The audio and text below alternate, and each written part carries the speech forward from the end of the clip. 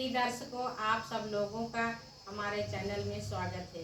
कृपया हमारे चैनल को लाइक, शेयर, सब्सक्राइब अवश्य करें। धन्यवाद।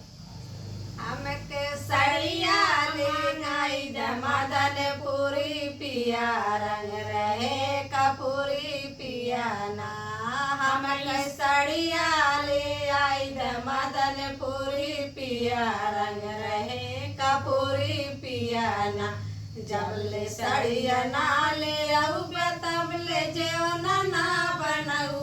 जब ले सड़िया ना ले आऊ तब ले जेवना ना चाहे जेवना उके लगल बा मजूरी पिया रंग रहे कपूरी पिया ना।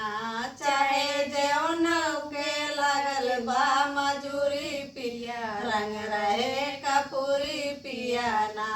हमके सड़िया ली आई मदन पूरी पिया रंग रहे कपूरी पिया ना। हमका सड़िया ना लिया तो है गेड़ुआ ना घोटऊ जबल सड़िया ना ले आऊ तबल गेड़ुआ ना घोटऊ चाहे गेड़ुआ पे लगल बा मजूरी पिया रंग रहे कपूरी पिया ना। चाहे गेड़ुआ पे लगल बा मजूरी पिया रंग रहे कपूरी पिया ना। हमका सड़िया ले आई मदन पूरी पिया रंग रहे कपूरी पिया ना।